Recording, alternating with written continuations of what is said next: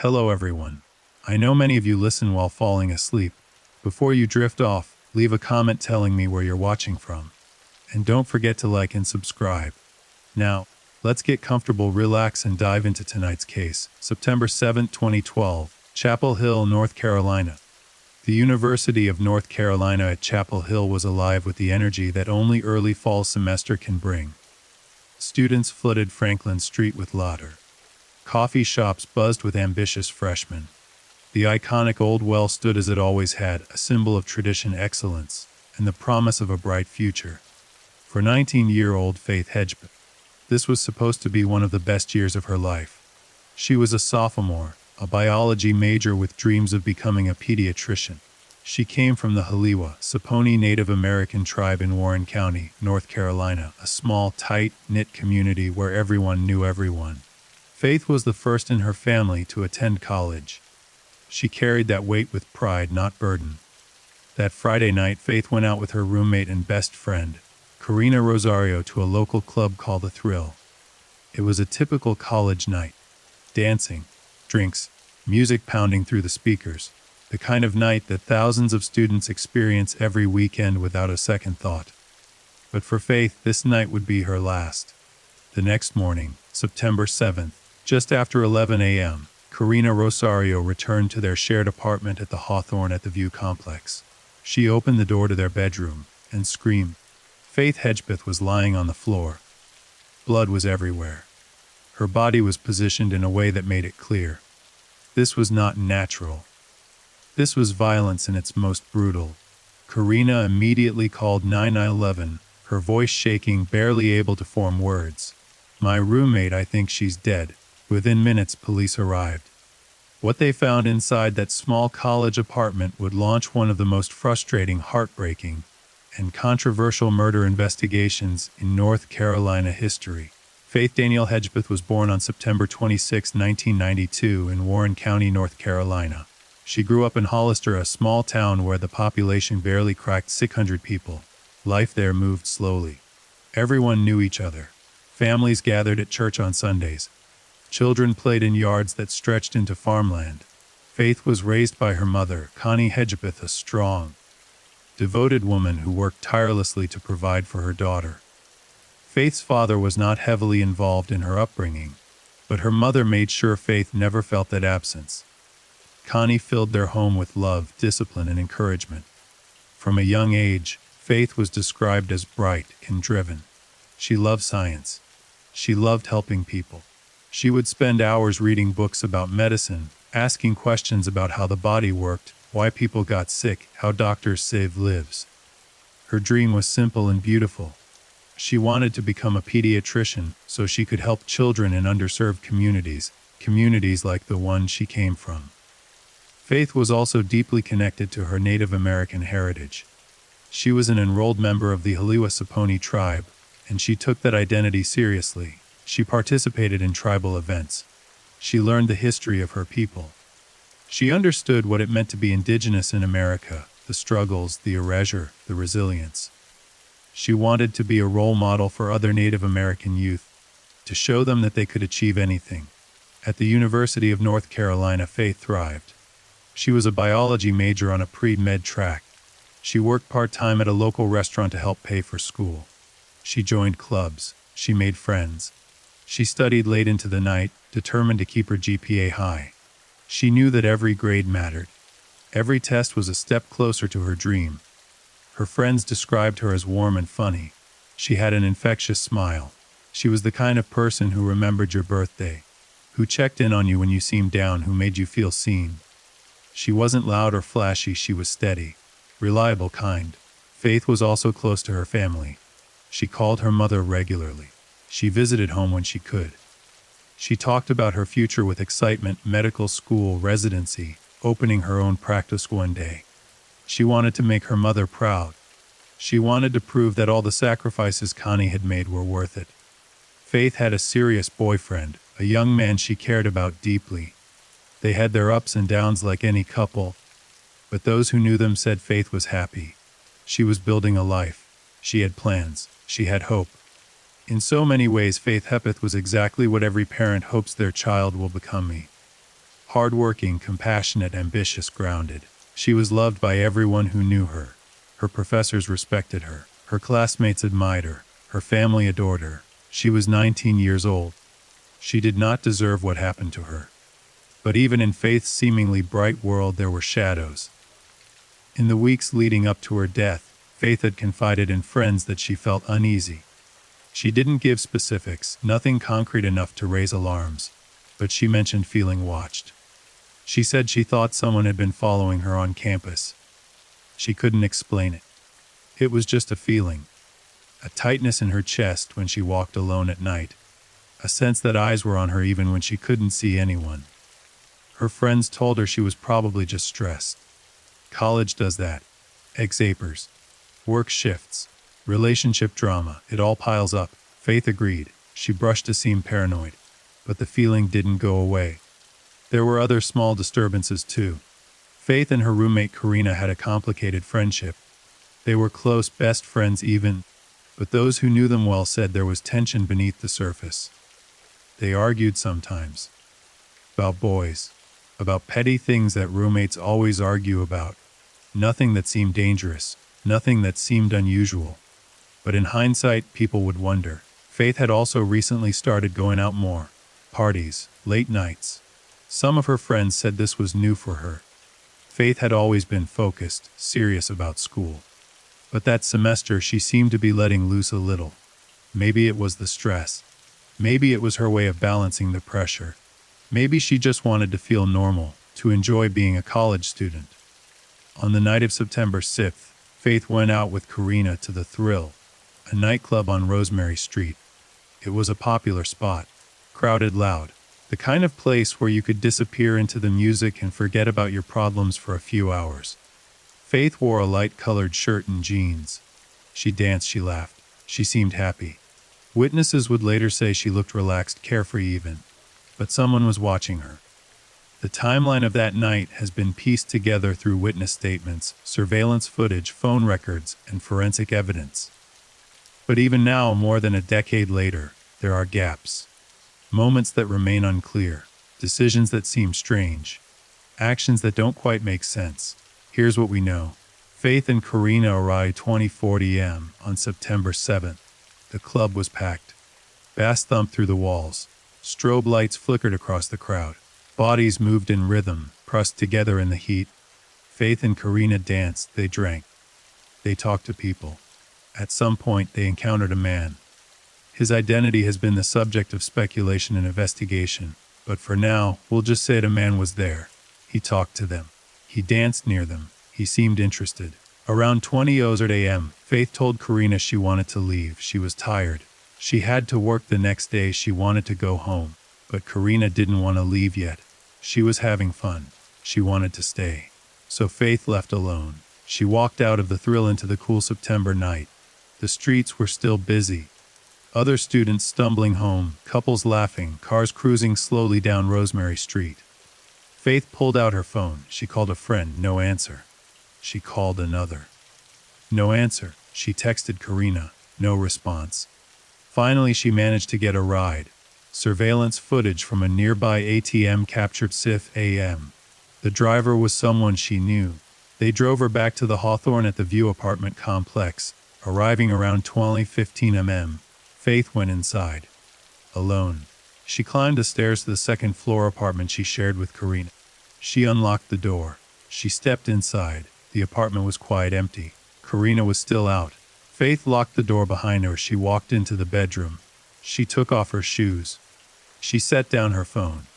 She probably planned to change into pajamas, maybe wash her face, maybe scroll through her phone for a few minutes before falling asleep. But she never got the chance.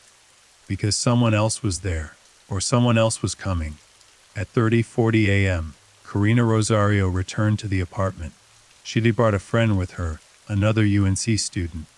They had left the Thrill together. They were laughing, talking, still buzzed from the night.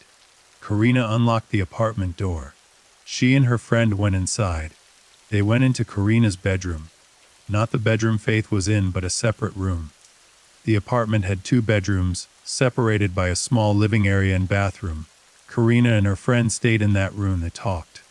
Maybe they kissed. Maybe they just hung out. The details of what happened between them aren't clear, and honestly, they aren't important. What matters is this: Karina did not check on Faith. She later said she assumed Faith was asleep. She said she didn't want to disturb her. She said she heard nothing unusual. At some point in the early morning hours, estimates place it around 4:30 a.m., Karina's friend left the apartment. Karina went to sleep, and somewhere in that same apartment, in the bedroom just a few feet away, Faith Hedgepeth was dying. Or perhaps she was already dead.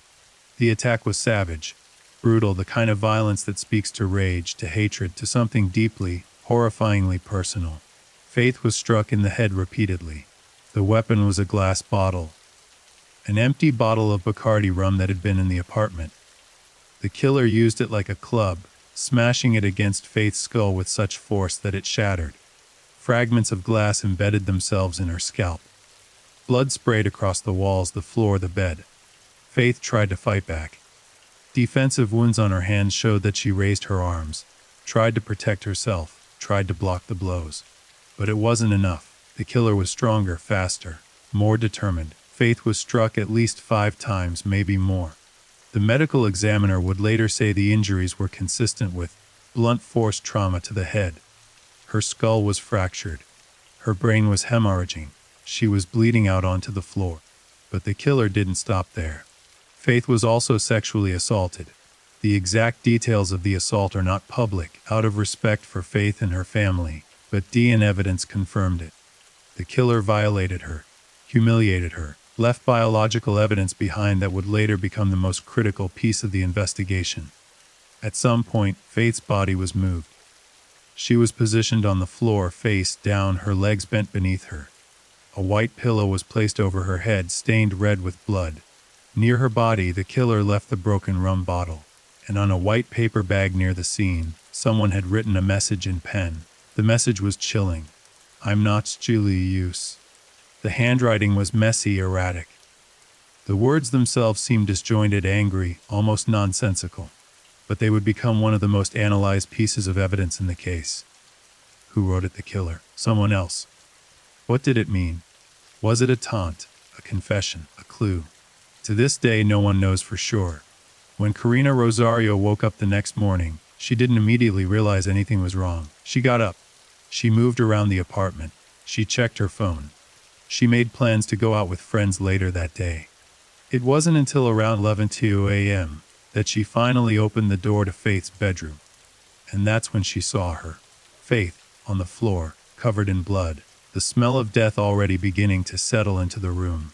Karina screamed. She stumbled backward. She grabbed her phone. She called 911. The operator answered. 911, what's your emergency? Karina's voice was high-pitched, panicked, barely intutty. I think she's dead. There's blood everywhere. Oh my God. Oh my God, Mom. Stay calm. Where are you? Hawthorne at the View. Apartment 5H, please. Please send someone. Are you in danger? Is anyone else in the apartment? No. I don't know. I don't think so. She's not moving. There's so much blood. Help is on the way. Do not touch anything and stay on the line with me. But Karina had already hung up. Chapel Hill police arrived within minutes. They entered the apartment cautiously, weapons drawn, unsure if the killer was still inside. They cleared the living room, the bathroom, Karina's bedroom. Then they entered Faith's room. The scene was horrific. Blood spatter covered the walls. The mattress was soaked through. The broken bottle lay near Faith's body. The white bag with the strange message sat just a few feet away. One officer knelt down, checking for a pulse. There was none. Faith's skin was cold. Her eyes were open, staring at nothing. She had been dead for hours.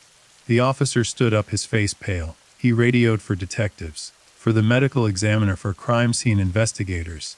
He knew immediately. This was going to be a major case. Within an hour, the apartment was swarming with law enforcement. Yellow tape was stretched across the doorway. Neighbors gathered outside, whispering, trying to understand what had happened. Students who lived in the complex stood in small groups, their faces tight with fear. This was Chapel Hill, this was UNC. This wasn't supposed to happen here. But it had, and as investigators began to process the scene, one thing became clear. Whoever killed Faith Hedgepeth had left behind evidence. DA fingerprints, the handwritten note, the murder weapon. They just had to figure out who it belonged to. The Chapel Hill Police Department had never seen anything like this. Chapel Hill was a college town, a safe place, the kind of community where parents felt comfortable sending their children to study, to live, to grow. Yes, there were occasional incidents, petty theft, noise complaints, the usual college chaos, but murder, brutal, violent murder in a student apartment. This was different. This was going to change everything. Detective Clark Rosario, no relation to Karina Rosario, though the coincidence would cause confusion later, arrived at the Hawthorne at the View complex just after noon. He was a seasoned investigator, calm and methodical. But even he felt his stomach turn when he entered Faith's bedroom. The amount of blood was staggering. It pooled on the hardwood floor, soaked into the mattress, splattered across the walls in arcing patterns that told the story of violence. The smell was overwhelming, metallic, sweet, unmistakable. Faith's body lay face down near the bed. Her legs were bent awkwardly beneath her. A white pillow covered her head, saturated with blood. She was wearing the same clothes she'd worn to the club, a light shirt, now darkened with crimson, and jeans. Her feet were bare. The broken Bacardi rum bottle lay nearby, its jagged edges stained red. Glass shards glittered on the floor like terrible confetti. And then there was the bag, a white paper bag from the Time Out restaurant, a popular late-night eatery near campus, sat on the floor just feet from Faith's body. On it, written in blue ink, were the words, "I am not a STHEHG loose." Detective Rosario photographed it. He noted the handwriting, hurried, angry, with uneven pressure on the letters. The phrasing was strange. Was it meant to be read as one sentence? Or were these fragments? Was bitch referring to Faith? Or to the writer? What about jealous? Jealous of what? Of whom? The note raised more questions than it answered. Crime scene technicians moved through the apartment with careful precision. They photographed everything. They collected blood samples from multiple locations. They dusted for fingerprints on the door handles, the bottle, the light switches. They bagged the pillow. They bagged the broken glass. They bagged Faith's clothing. They found a bloody shoe print near the body, a distinct pattern that didn't match Faith's shoes or any footwear found in the apartment. They found smudges on the bathroom door handle, possibly blood. They found Faith's cell phone on the bed, the screen dark. Her keys were on the dresser. Her purse was in the living room, untouched. Money was still inside. Credit card still there. This wasn't a robbery. This was something else. Faith reported to the North Carolina Office of the Chief Medical Examiner in Chapel Hill. The autopsy was performed the next day, September 8th. The findings were devastating. Cause of death, blunt force trauma to the head. Faith had sustained multiple skull fractures. The medical examiner counted at least 5 separate impact sites on her head and face. The force required to cause such injuries was immense. The killer had struck her with everything they had. The weapon, as suspected, was the rum bottle. The pattern of the injuries matched the bottle's shape. The glass fragments found in Faith's wounds were consistent with the broken pieces collected at the scene. Faith had also suffered defensive wounds on her hands and arms, cuts, bruises, scrapes. She had tried to fight back. She had raised her hands to protect her head. She had struggled, but she had been overpowered. The time of death was estimated to be between Audrey and 50 am on September 7th. The medical examiner couldn't be more precise than that. Bodies don't come with timestamps. The autopsy also confirmed what investigators had suspected. Faith had been sexually assaulted. DNA evidence was collected from her body, semen, saliva, and skin cells that did not belong to Faith. This DNA would become the most important piece of evidence in the entire investigation. But it would also become the most frustrating. Back at the apartment, investigators continued to process every inch of the space. The volume of evidence was significant, but much of it was difficult to interpret. The handwritten note. Handwriting analysts were brought in to examine the message on the bag. They determined it had been written with Faith's own pen, found in the apartment. But whose handwriting was it? The style suggested it could have been written by a woman, but analysts cautioned against drawing firm conclusions. Handwriting analysis is not an exact science. Stress, intoxication, and intentional disguise can all alter how someone writes. The bottle itself was dusted for fingerprints. Partial prints were found, but they were smudged, incomplete. DNA was also collected from the bottle's rim and neck, likely from whoever had been drinking from it before it became a weapon. Blood spatter analysis. Forensic experts examined the blood patterns on the walls and floor.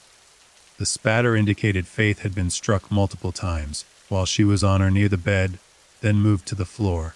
The attack had been sustained, brutal, and close range. This wasn't a shooting from across the room or a quick stab. This was personal. The killer had been inches from Faith's face as they beat her. The bedroom door, there were no signs of forced entry. The door to Faith's bedroom hadn't been kicked in or broken. This suggested Faith had either let someone in, or the person had access to the apartment. The apartment door, similarly, the main apartment door, showed no signs of forced entry. The lock was intact. The doorframe was undamaged. Whoever entered the apartment either had a key, or someone inside had let them in. The DA, this was the golden ticket. Investigators had DA from the crime scene. Biological material left behind by the killer during the sexual assault. They also had DNA from the rum bottle, from the pen used to write the note, and from various surfaces in the apartment. The problem: the DNA didn't match anyone in the criminal database. At least not yet. While forensic teams processed the physical evidence, detectives began interviewing everyone connected to Faith. Karina Rosario was the first and most obvious person of interest. She was Faith's roommate. She was the last person known to have seen Faith alive. She was the one who found the body. Karina was brought to the police station for questioning. She was cooperative, but her story had inconsistencies that troubled investigators. Karina said she and Faith had gone to the Thrill together around 20:40 a.m. They danced, drank, and hung out. Around 20 a.m., Faith said she wanted to leave. Karina wanted to stay, so Faith left alone. Karina said she stayed at the club until about 30 a.m., then left with a male friend, a student she knew from campus. They went back to the apartment together, arriving around 3:40 a.m. Here's where things got strange. Karina said she and the male friend went into her bedroom, not Faith's bedroom, but the separate room across the apartment. They hung out for a while, talked. Eventually the friend left sometime around 40:30 a.m. Karina went to sleep. She said she didn't check on Faith because she assumed Faith was asleep in her room. She said she didn't hear anything unusual, no screaming, no struggle, no sounds of violence. She woke up around 1:00 a.m., did some things around the apartment, then finally opened Faith's bedroom door around 11 a.m. That's when she found Faith's body. Detectives pressed her, "How could you not hear anything?" The attack was brutal. Faith would have screamed. There would have been noise, crashing, thumping, the sound of the bottle breaking. Karina's explanation was that she'd been drinking. She was tired. She had music playing in her room. The walls were thick. Detectives didn't fully buy it, but they had no evidence to contradict her. They asked about the male friend who had come home with her. Who was he? Karina provided his name. Detectives tracked him down and interviewed him separately. The male friend corroborated Karina's story.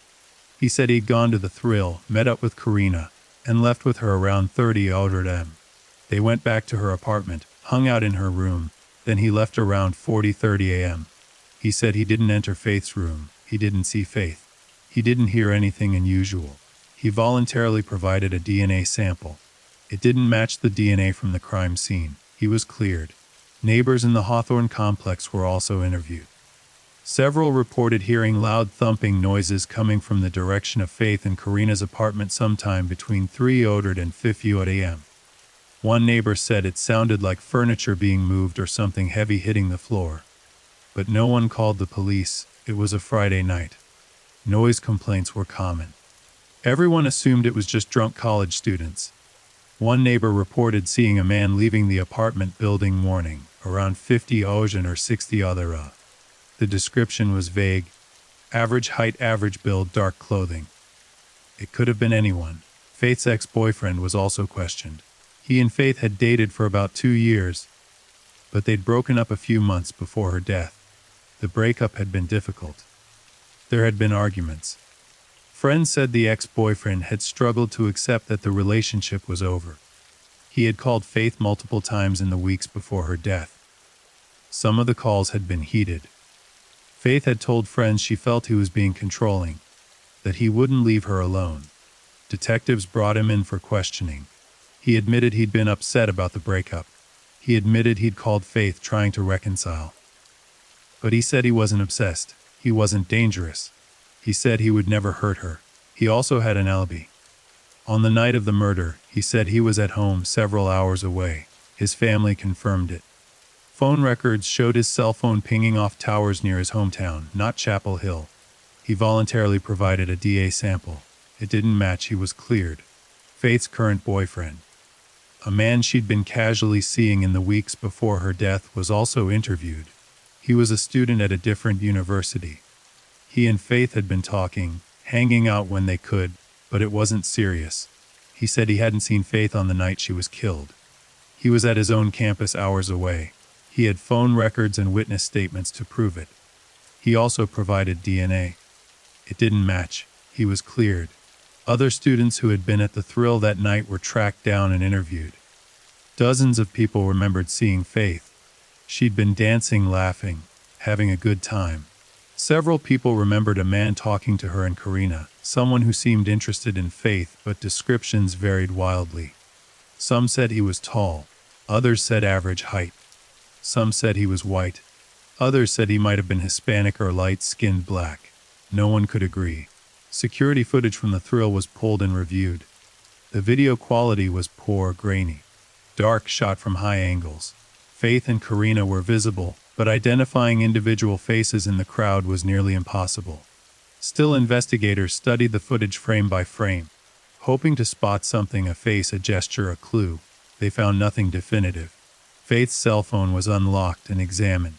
Her call log showed several outgoing calls and texts in the hours before her death.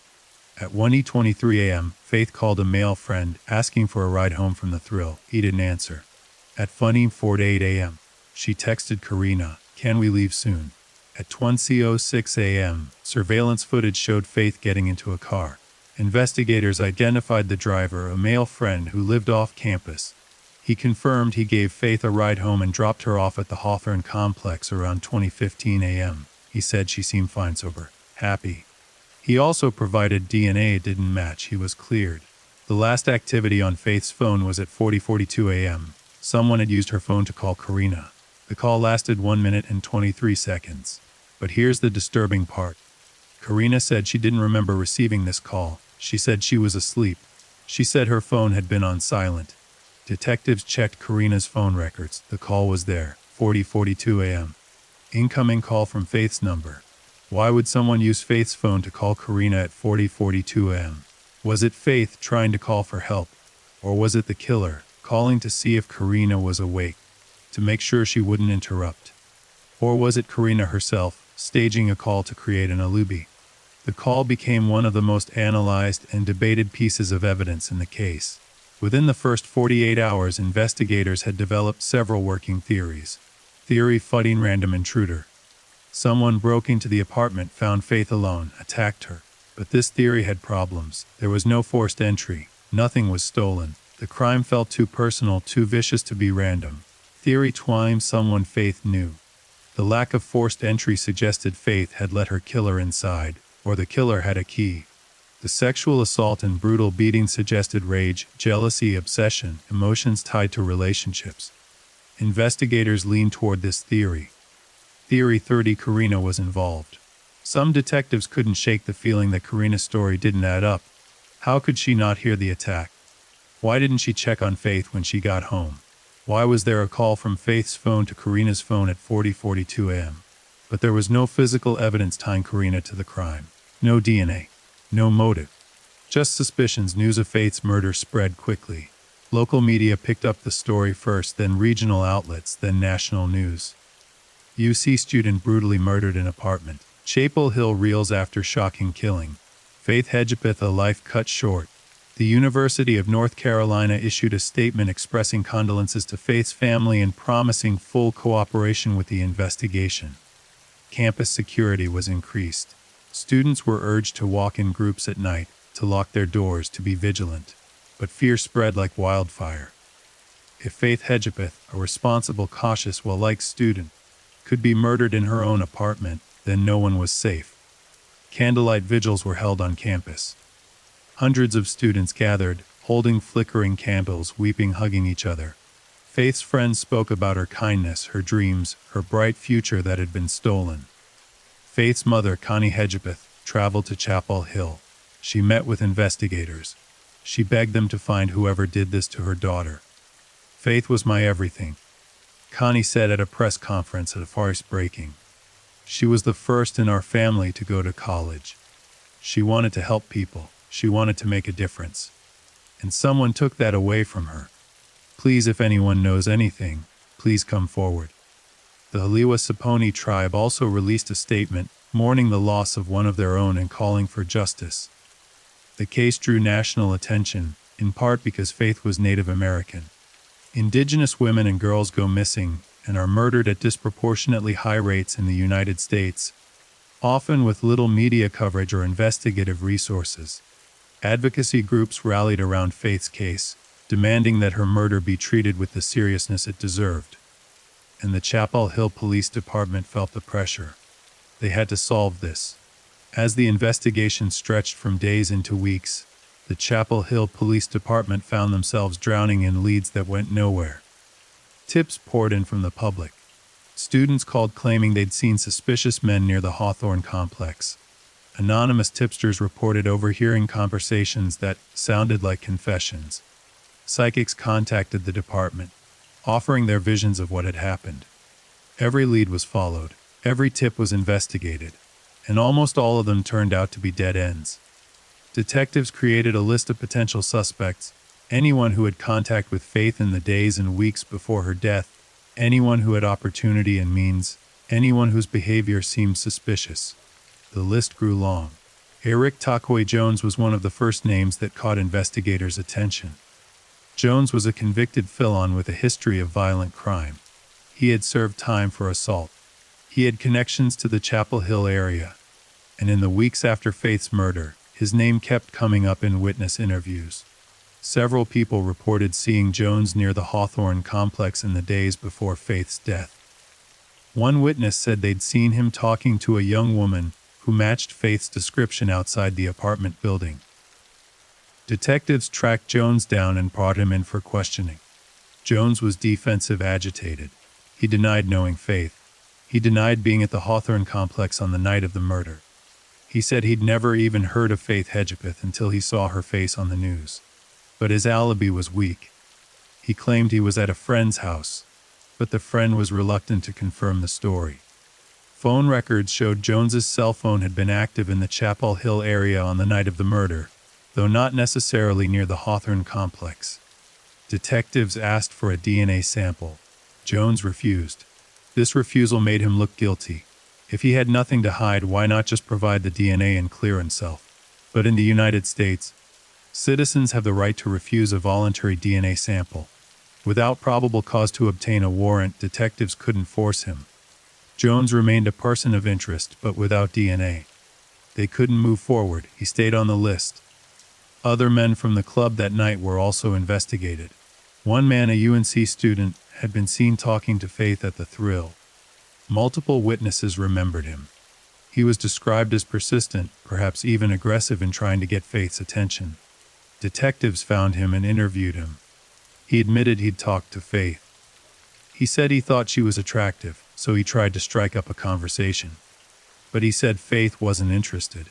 She politely declined to dance with him, and he moved on. He said he left the club around 20:30 a.m. and went back to his dorm. His roommate confirmed he'd come home that night, though he couldn't remember the exact time. The student provided DNA. It didn't match. He was cleared. Another man, not a student but a local who frequented the Thrill, was reported by multiple witnesses as having been creepy that night. He'd been following women around the club, trying to dance with them even when they said no. Detectives found him and brought him in. He had a record, minor offenses, mostly related to alcohol and disorderly conduct. He admitted he'd been at the Thrill, admitted he'd been drinking, he might have been too friendly with some women. But he said he didn't remember Faith specifically. He said he left the club alone, walked home, and passed out on his couch. He had no alibi. No one could confirm his story. Detectives asked for DNA. He provided it. It didn't match. He was cleared. A maintenance worker at the Hawthorne complex also drew suspicion.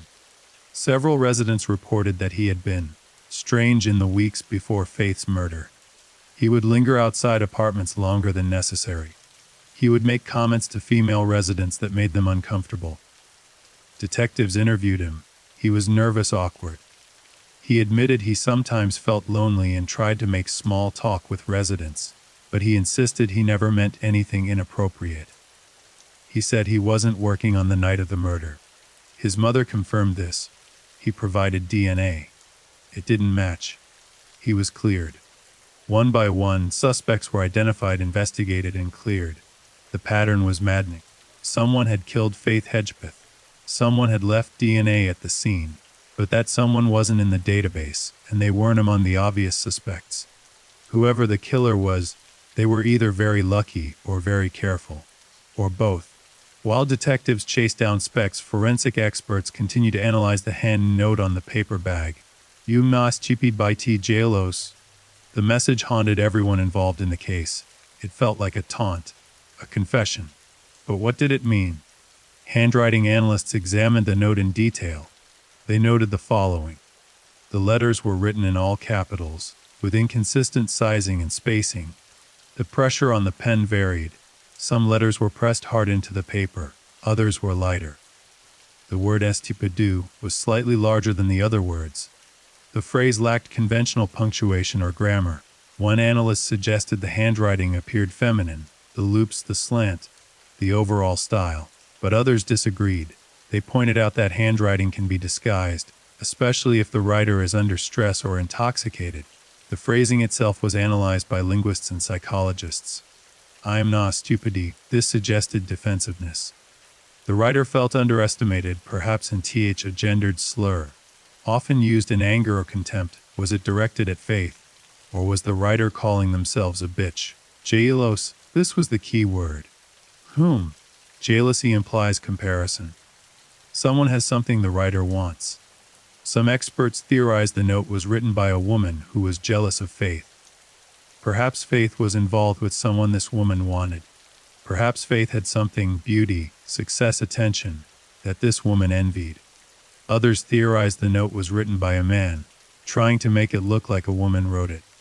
Perhaps the killer wanted to throw investigators off, to make them focus on female suspects. Still others thought the note might have been written by the killer at all. Perhaps it was written earlier in the night, during a different argument or conflict, and just happened to be in the apartment when Faith was murdered. The truth was, without a confirmed handwriting sample from a suspect, the note raised more questions than it answered. But investigators kept it in mind. When they eventually found the killer, they would compare the handwriting. As weeks turned into months, some investigators couldn't shake their suspicions about Karina Rosario. On the surface, Karina appeared to be a grieving friend. She attended Faith's memorial service. She spoke to the media about how much she missed Faith. She cooperated with police interviews. But beneath the surface, there were inconsistencies. Detectives re-examined Karina's timeline of events on the night of the murder. She said she and Faith arrived at the Thrill around 1:40 a.m. and surveillance footage confirmed this. She said Faith left around 20:00 a.m. and Karina stayed at the club. Surveillance footage confirmed Faith left. But detectives couldn't find clear footage of Karina staying. The angles were wrong. The crowd was thick. Karina said she left the Thrill around 30:00 a.m. with a male friend. The male friend confirmed this. Surveillance footage showed someone matching Karina's description leaving around that time. Karina said she arrived back at the apartment around 30:40 a.m. But here's where things got murky. Neighbors reported hearing loud thumping noises, consistent with a violent struggle between 30:00 and 50:00 a.m. If Karina arrived at 30:40 a.m., and the attack happened after she got home, how did she not hear it? Karina's explanation was that she was drunk, tired, and had music playing in her room. But detectives found this hard to believe. Faith would have screamed. There would have been crashing, breaking glass, heavy impacts, and then there was the phone call. At 40:42 a.m., someone used Faith's phone to call Karina's phone. The call lasted 1 minute and 23 seconds. Karina said she didn't answer because her phone was on silent and she was asleep. But detectives wondered if Karina made the call herself. What if she was staging evidence, creating a record that would make it look like Faith was still alive at 40:42 am, after Karina had already arrived home? It was a theory, a dark theory. But without evidence, it remained just that, a theory. Detectives also looked into Karina and Faith's friendship. On the surface, they were best friends. They'd roomed together. They went out together. They trusted each other. But friends of both women told detectives that the relationship wasn't as perfect as it seemed. Faith and Karina had argued in the weeks before the murder. The arguments were mostly about trivial things, boys, money, household chores. But some friends said there was underlying tension. One friend said Karina could be jealous of Faith. Faith was academically successful while like-driven. Karina was more of a party girl, less focused on school. Maybe Karina resented Faith's ambition. Another friend mentioned that both Faith and Karina had been interested in the same guy at one point. It caused friction between them, though they eventually moved past it. Or had they? Detectives also noticed something odd. Karina had moved out of the apartment almost immediately after Faith's murder. She didn't return to the Hawthorne complex. She found a new place to live, away from the memories, away from the questions. Was this normal behavior for someone traumatized by finding their best friend's body? Or was it suspicious? Karina was asked to provide a DNA sample. She complied. Her DNA was found in the apartment, of course, she lived there. But it wasn't found mixed with the DNA from the sexual assault. She was not conclusively cleared. But she wasn't charged either. Karina remained in a strange limbo, not quite a suspect, not quite a witness, something in between. The voicemail, one piece of evidence that emerged later in the investigation, added to the mystery surrounding Karina. On the night of the murder, Faith's phone had been left in her bedroom. Investigators had already examined her call logs and text messages. But during a deeper forensic analysis, they discovered something. A voicemail. It had been left on Faith's phone around 2:30 a.m. After Faith had left the Thrill, but before she arrived home. The voicemail was from Karina. In it, Karina sounded angry. Her words were slurred, possibly from drinking. She was upset about something. The exact content of the voicemail has never been made fully public, but sources close to the investigation said Karina was complaining about Faith leaving the club without her. About Faith, always doing this, about being left behind. The tone was bitter, resentful. Some investigators saw this voicemail as evidence of a motive. If Karina was angry at Faith for leaving, angry enough to leave a hostile voicemail, could that anger have escalated into violence? But others argued the voicemail proved nothing. Friends argue. College students get drunk and say things they don't mean. It didn't mean Karina was a murderer. Still, the voicemail added to the cloud of suspicion that hung over Karina Rosario. The most frustrating aspect of the investigation was the DNA. Investigators had DNA from the crime scene. They had DNA from the sexual assault. They had DNA from the rum bottle. They had DNA from the pen used to write the note. This should have been a slam dunk. DNA is the gold standard of forensic evidence. It's reliable, scientific, definitive. But the DNA didn't match anyone in the criminal database. It didn't match any of the suspects who had been interviewed and cleared. It didn't match anyone in CODIS, the Combined DNA Index System, a national database of DNA profiles from convicted offenders. Whoever killed Faith Hedgepeth had never been arrested for a crime serious enough to require a DNA sample. Or they had somehow avoided leaving their DNA in any system. Investigators were stuck. They had the killer's DNA, but they didn't have the killer. As the investigation stalled, media interest in the case exploded. True crime bloggers dissected every detail. Reddit threads were created, with armchair detectives offering theories. YouTube videos analyzing the case racked up millions of views. Some of the attention was helpful. The publicity kept Faith's case in the public eye, kept pressure on law enforcement to keep working. But some of the attention was harmful. Wild theories spread online. Innocent people were accused. Karina Rosario became a target. Online sleuths picked apart her social media posts, her interviews, her every move. She was called a murderer, a liar, a sociopath, all without any proof. Faith's family struggled with the media attention. Connie Hedgepeth appreciated that people cared about her daughter, but she also felt the case was being sensationalized, turned into entertainment. Faith was a real person. Connie said in one interview, "She wasn't a character in a TV show. She was my daughter, and she deserves justice, not gossip." Years pass, 2013 came and went, no arrest, no arrest. The case went cold. Detectives continued to follow up on tips, but there were fewer and fewer of them. The public's attention moved on to other stories, other tragedies. Faith's family held vigils every year on the anniversary of her death. They pleaded with anyone who knew anything to come forward. But the silence was deafening. Investigators kept the DNA evidence preserved, hoping that one day technology would advance enough to give them a break. And then years later, something changed. In 2016, investigators decided to take a new approach. They had the killer's DNA. They couldn't match it to anyone in the database. But what if they could use the DNA in a different way? They turned to genetic genealogy. This was a relatively new technique in law enforcement. It involved uploading DNA profiles to public genealogy databases, websites like GeneMatch, where people upload their DNA to find relatives and trace their ancestry.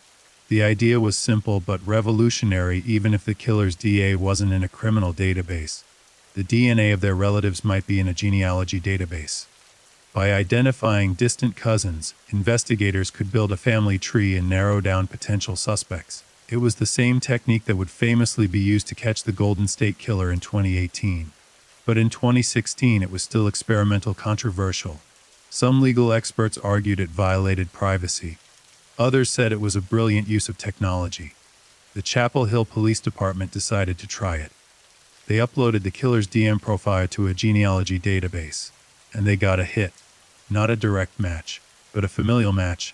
Someone in the database was a distant relative of the killer. Investigators began building a family tree, tracing lineages, identifying potential suspects who fit the profile. It was painstaking work. It took months. But slowly the tree branches connecting, names emerging, and one name kept appearing. A name that had been in the investigation from the very beginning: Miguel Enrique Salguero Olivares. He was 28 years old in 2012. He lived in Chapel Hill. He had been in the area on the night Faith was murdered.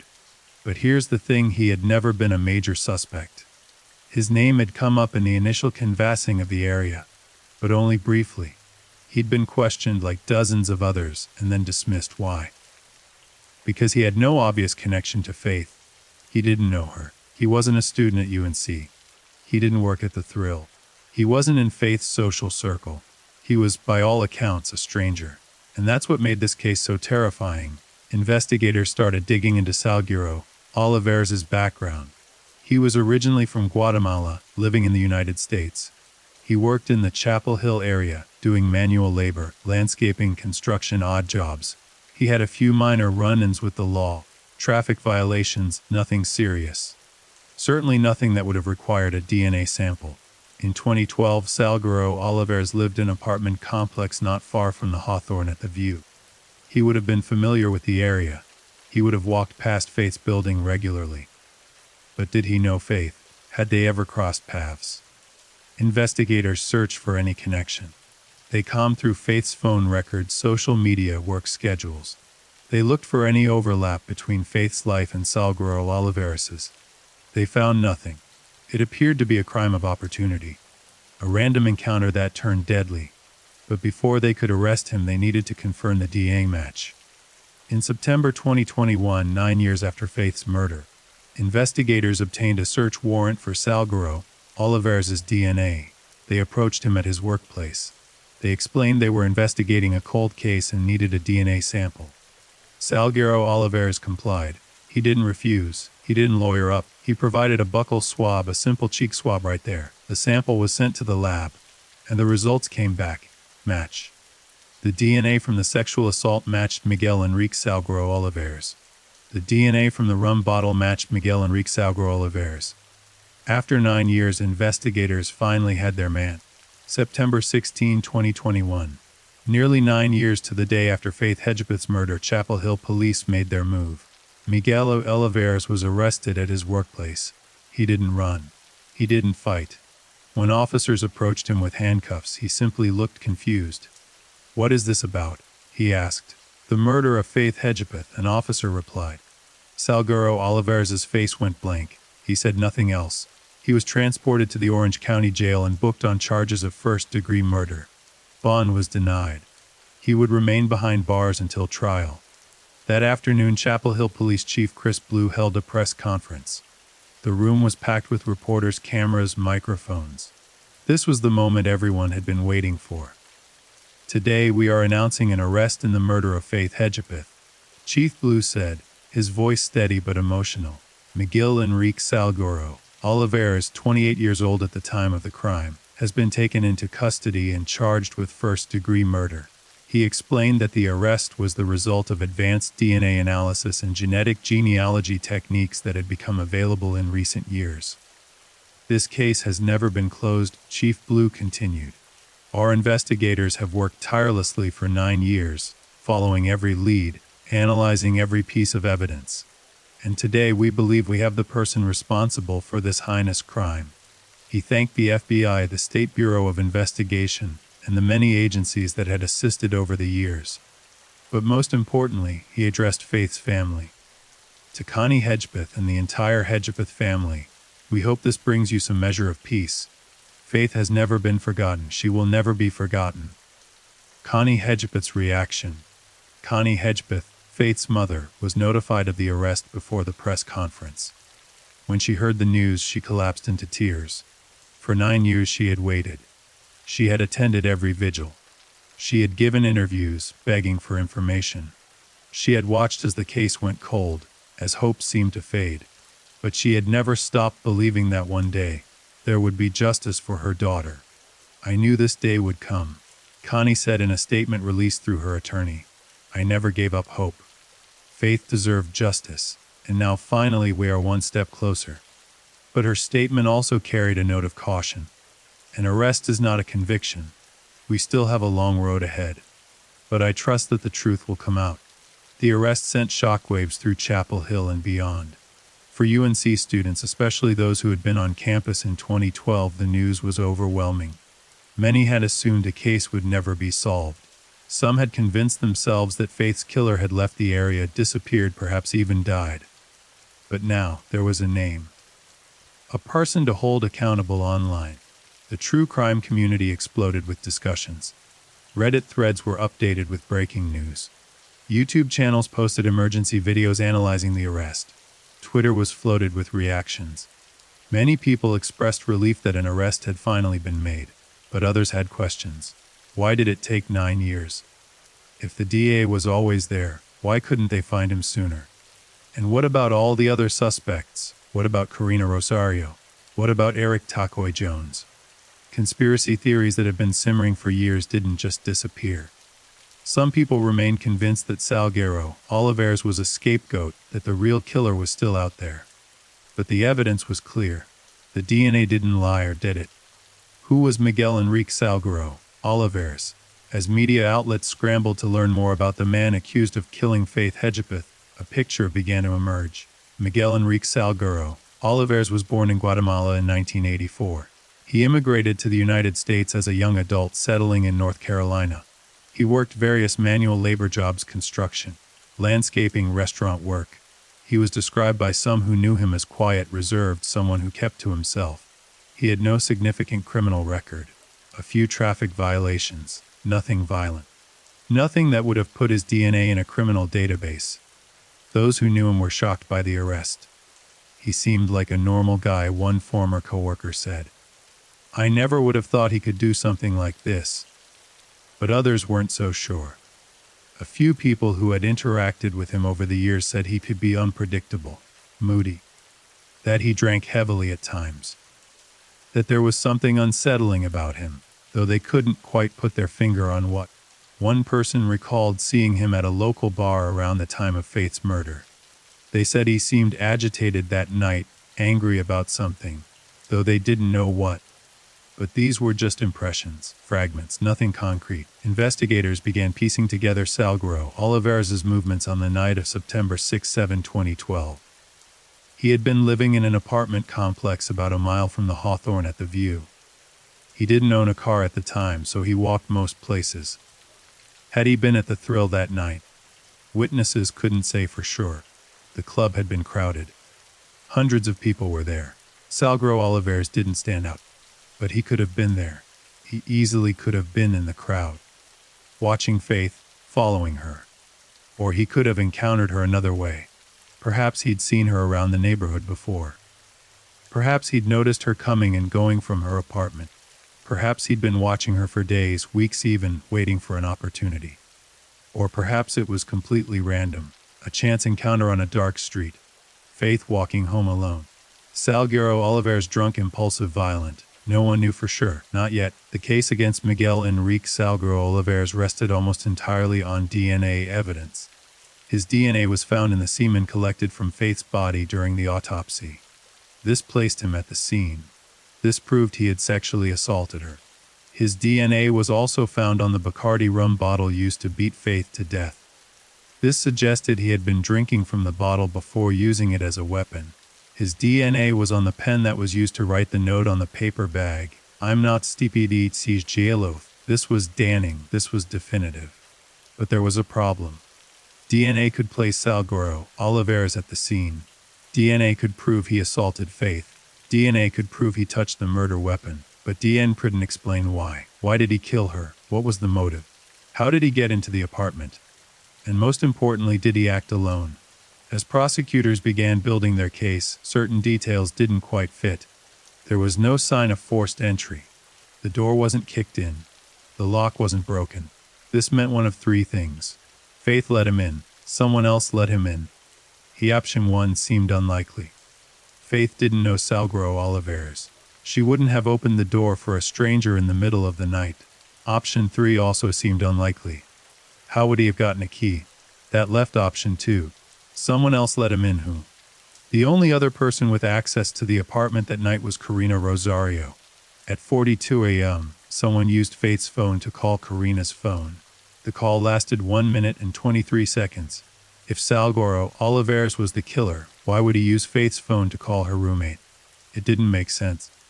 Unless he was trying to figure out if Karina was awake. Unless he was checking to see if the coast was clear. But that would suggest a level of premeditation. A level of familiarity with the apartment and its occupants. How would a random stranger know to call the roommate? Stupigilis. Handwriting analysts had suggested the note was written by a woman, or at least someone trying to make it look like a woman's handwriting. Salguero Oliveras was a man. Did he write the note? Did he try to disguise his handwriting? Or did someone else write it? And if someone else wrote it, who? Faith was beaten to death with a glass bottle. The attack was brutal, loud. There was crashing, breaking glass. Faith would have screamed. Karina was in the apartment. She was in the next room. How could she not have heard? Her explanation that she was drunk, tired, had music playing, seemed flimsy. But if Karina was involved, why? What would her motive be? And if she was involved, why was her DNA not found mixed with the crime scene evidence? These questions nagged at investigators, at prosecutors, at anyone who followed the case closely. The DNA evidence against Salguero Oliveras was solid, but the circumstances surrounding the crime were murky. Some investigators believed Salguero Oliveras acted alone, that he somehow gained entry to the apartment. Perhaps Faith left the door unlocked. Perhaps he followed her inside when she came home and attacked her in a fit of rage or lust, or both. But others believed there was more to the story, that someone else was involved, that the full truth had not yet come to light. The legal proceedings begin. In the months following his arrest, Salguero Oliveras was appointed a public defender. He was held without bond, deemed a flight risk and a danger to the community. He pleaded not guilty. His defense team immediately filed motions challenging the admissibility of the DNA evidence. They argued that the genetic genealogy technique used to identify Salguero Oliveras violated his Fourth Amendment rights against unreasonable search and seizure. They also argued that the DNA evidence, while proof of sexual contact, did not necessarily prove murder. They suggested that Salguero Oliveras may have had consensual sexual contact with Faith earlier in the evening, and that someone else killed her afterward. This defense was a long shot. The idea that Faith, a 19-year-old college student with a boyfriend, would have consensual sex with a 28-year-old stranger she'd never met, and then coincidentally be murdered by someone else the same night, was absurd. But defense attorneys have to work with what they have. Prosecutors, meanwhile, were confident. They had DNA, they had forensic evidence, they had a timeline. They prepared for trial. The case was delayed multiple times. COVID-19 shutdowns closed courtrooms. Defense motions piled up. Pretrial hearings were scheduled again and again. Faith's family grew frustrated. They had waited 9 years for an arrest. Now they were waiting even longer for a trial. Every delay feels like another injustice. Connie Hedgepeth said, "Faith deserves her day in court. We deserve answers." In early 2022, as both sides prepared for trial, prosecutors revealed a new piece of evidence. During a more detailed analysis of Faith's apartment, forensic experts had discovered additional DNA evidence, touch DNA, on the door handle of the apartment's main entrance. The DNA matched Norique Salguero Olivares. This was significant. It suggested that Salguero Olivares had touched the door handle, likely while entering or exiting the apartment. It also weakened the defense's argument that he'd had consensual contact with Faith earlier in the evening and then left. If his DNA was on the door handle, it meant he had been in the apartment around the time of the murder. But the defense wasn't done. They filed a motion to compel the prosecution to turn over all evidence related to other suspects, particularly Karina Rosario and Eric Tacoy Jones. The defense argued that the jury had a right to know about other possible suspects. They pointed to the inconsistencies in Karina's story, the suspicious phone call, the rumors that had swirled around her for years. The judge ruled that some of this evidence could be admitted, but only if the defense could establish its relevance. It was a partial victory for the defense, but not a game changer. Throughout all of this, Karina Rosario remained largely silent. She had moved away from North Carolina years earlier. She changed her name on social media. She avoided interviews. When news of Salguero Olivares' arrest broke, reporters tried to reach her for comment. She declined. Her attorney released a brief statement. Ms. Rosario is relieved that an arrest has been made and hopes that Faith's family can finally find peace. That was it. She didn't attend court hearings. She didn't speak publicly about the case. Some saw this as understandable. She'd been through trauma. She wanted to move on with her life. Others saw it as suspicious. If she was truly innocent, why not defend herself against the rumors? The truth, as always, was somewhere in between. As the case moved toward trial, the Chapel Hill community and the broader true crime community remained divided. Some people believed the case was solved. Salguero Olivares was the killer. The DM proved it. Justice was finally being served. Others believed there was a cover-up. That Salguero Olivares was involved, yes, but not alone. That Karina Rosario knew more than she was saying. That the full story was hidden to protect someone. And a small but vocal minority believed Salguero Olivares was innocent entirely. That the DNA evidence had been mishandled or contaminated. That he was being railroaded. This division created tension. Online forums became battlegrounds. People argued viciously, accusing each other of being naive, of being conspiracy theorists, of not caring about justice. Faith's family tried to stay above the fray. They trusted the legal process. They believed in the evidence. But the noise was exhausting. Amid all the legal maneuvering, the debates, the media coverage, it was easy to forget the most important thing. Faith Hedgepeth was a real person. She wasn't a headline. She wasn't a true crime mystery. She wasn't a puzzle to be solved by armchair detectives. She was a daughter, a friend, a student with dreams. She wanted to be a doctor. She wanted to help people. She wanted to make her mother proud. She loved science. She loved her family. She loved life. And someone took all of that away from her. Every year on September 7th, Faith's family and friends gathered to remember her. They held vigils. They shared stories. They lit candles. At UNC, a scholarship was established in Faith's name, the Faith Hedgepeth Memorial Scholarship, awarded to students pursuing careers in medicine or public health. Her tribe, the Haliwa Saponi, honored her memory as well. They spoke her name at gatherings. They remembered her as one of their own, a young woman full of potential whose life was stolen. Faith's mother, Connie, became an advocate for victims' families. She spoke at events about the importance of never giving up. of fighting for justice no matter how long it takes. Faith's case took 9 years to get an arrest. Connie said at one such event, but we never stopped pushing. We never stopped hoping. And to other families out there waiting for answers, don't give up.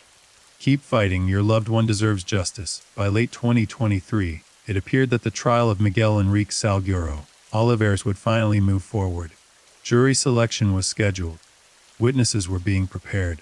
Evidence was being organized. Prosecutors felt confident.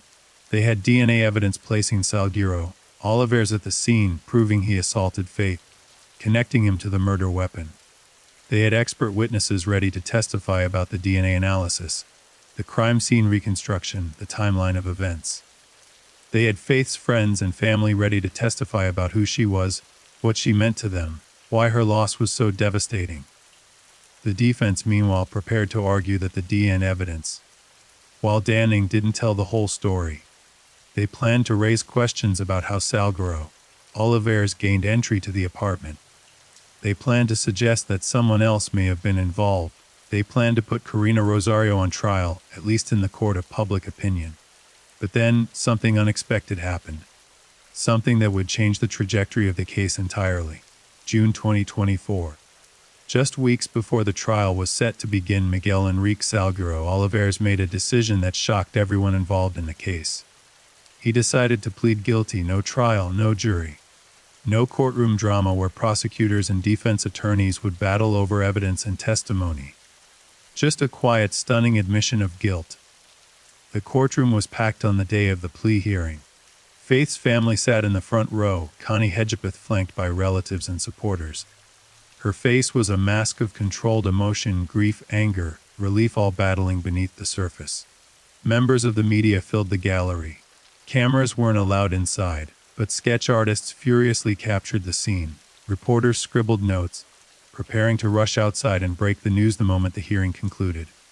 Miguel Enrique Salguero Olivares was led into the courtroom in shackles. He wore an orange jumpsuit. His hair was longer than it had been in his mugshot, his face thinner. He looked tired.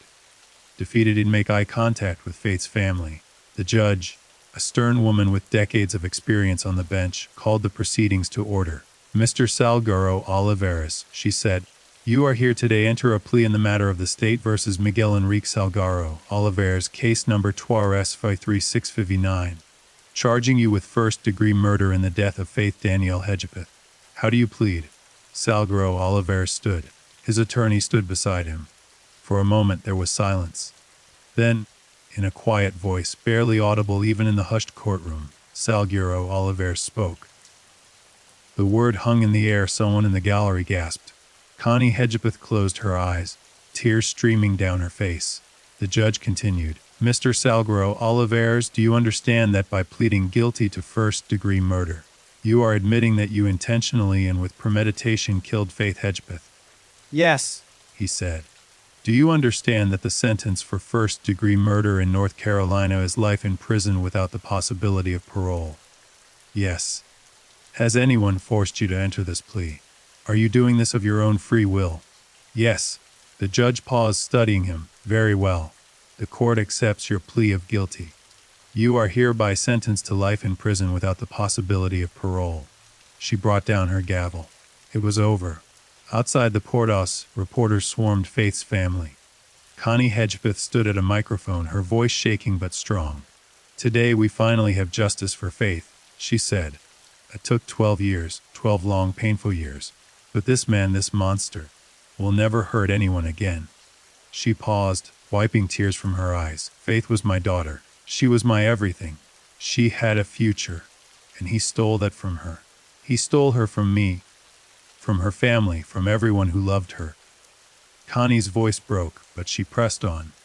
I want to thank the Chapel hitmen, the prosecutors, the FBI, everyone who worked on this case. You never gave up, you never forgot Faith. And because of you, she can finally rest in peace. She took a breath. To other families out there waiting for justice, don't give up, keep fighting. Keep saying your loved one's name. The truth will come out. The press conference ended. Connie was surrounded by family, embraced, supported, held up by the people who had walked this terrible journey with her.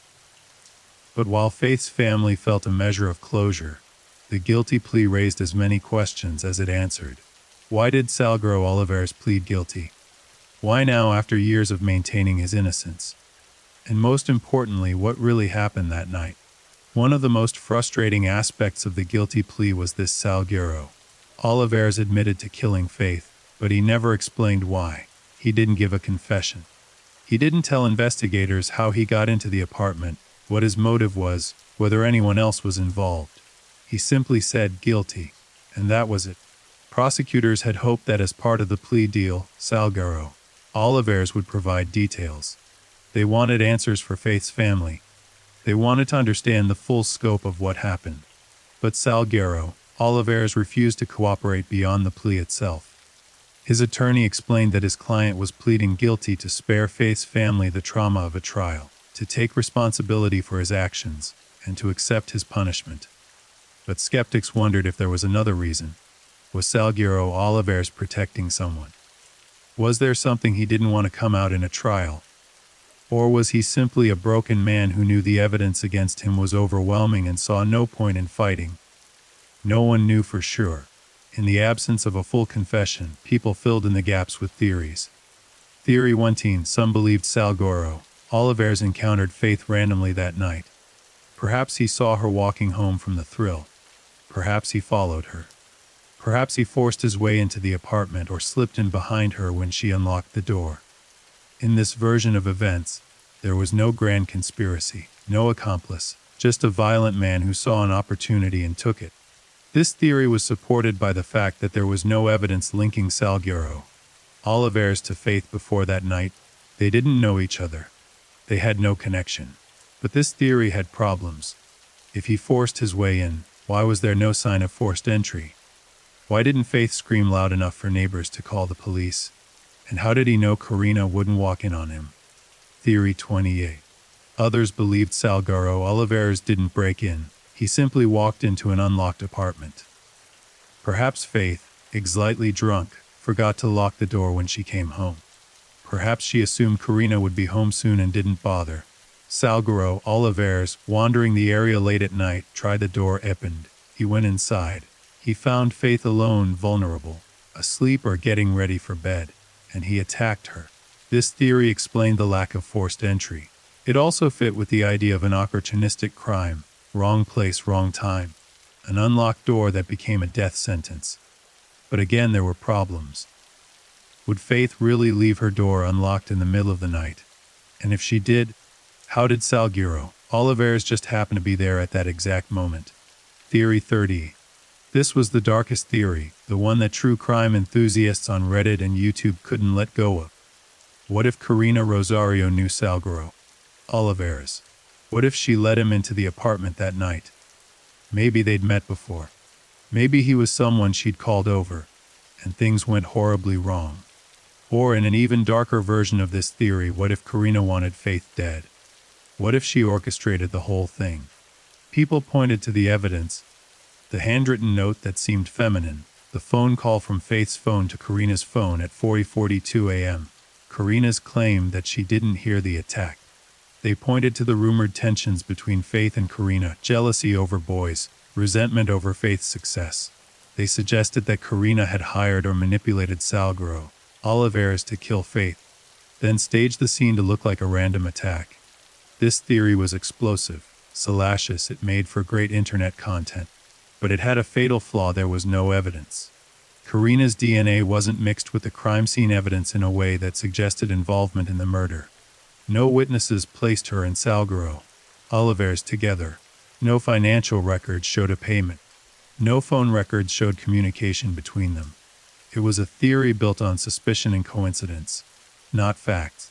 Some investigators believed Salguero Olivares had been at the thrill that night, that he'd seen Faith there, become fixated on her, followed her home. Maybe he tried to talk to her and she rejected him.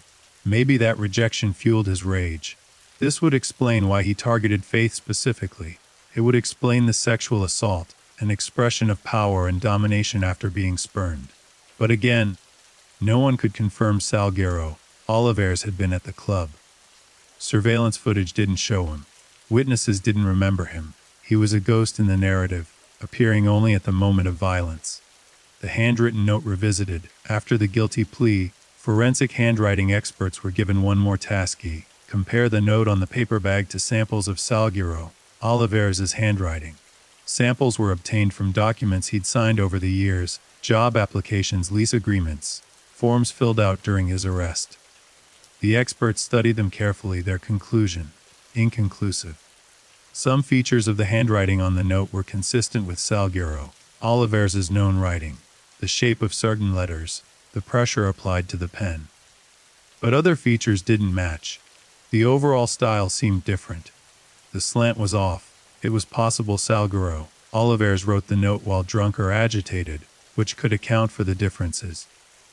It was also possible someone else wrote it. Or it was possible the note had been written earlier in the day, unrelated to the murder, and just happened to be in the apartment when Faith was killed. The note remained a mystery. What about Karina? In the wake of the guilty plea, public attention turned once again to Karina Rosario. She had never been charged with anything. She had never been named as a suspect by police. But she had also never fully cleared her name in the court of public opinion. Online sleuths continued to dissect her every statement, her every action from that night. Why didn't she hear the attack? Why was there a phone call from Faith's phone to her phone at 4:42 am? Why did she move out of Chapel Hill so quickly after the murder? Why had she changed her name on social media and avoided interviews? For Karina, the guilty plea should have been vindication. The killer had been caught. It wasn't her, but instead the suspicion persisted. In 2024, a journalist from a major true crime podcast reached out Karina for an interview. After years of silence, Karina agreed. It was the first time she had spoken publicly about the case since the early days of the investigation. In the interview, Karina was emotional, defensive, exhausted. "I loved Faith," she said, her voice breaking. "She was my best friend. And I've had to live with the guilt of not being there for her, of not hearing what was happening in the next room. Do you know what that feels like? To know your friend was being murdered and you were just there." The interviewer asked about the inconsistencies in her story. Karina bristled. "I was drunk that night. I was 20 years old. My memory isn't perfect. I've told the police everything I remember. I've cooperated with every investigation. And still, people think I'm a murderer. It's been 12 years. And I can't escape it." She addressed the phone call. "I don't know why someone called me from Faith's phone. Maybe it was the killer checking to see if I was awake. Maybe it was Faith trying to call for help before she died. I don't know. My phone was on silent. I didn't hear it. I wish I had." She addressed the handwritten note. "I didn't write it. I don't know who did. The police tested my handwriting. It didn't match." Finally, she addressed the accusations that she was involved. "I had nothing to do with Faith's death. Nothing. The man who killed her confessed. He's in prison. And still, people want to blame me. I don't know what else I can say." The interview ended with Karina in tears, pleading for people to leave her alone, to let her move on with her life. The podcast episode went viral. Millions listened. Some people felt sympathy for Karina. She had been thoroughly vilified. Others remained unconvinced.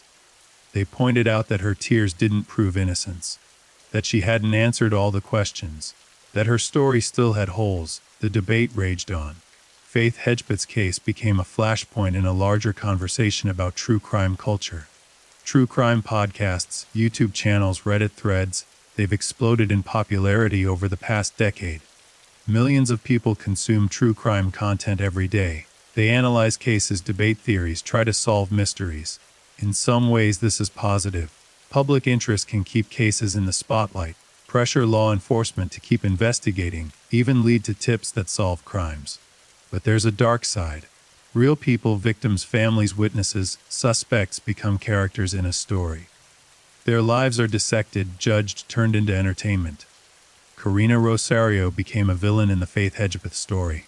Not because of evidence, but because she fit a narrative. The jealous roommate, the suspicious friend, the one with secrets. It made for compelling content, but it destroyed her life. Faith's family also struggled with the true crime attention.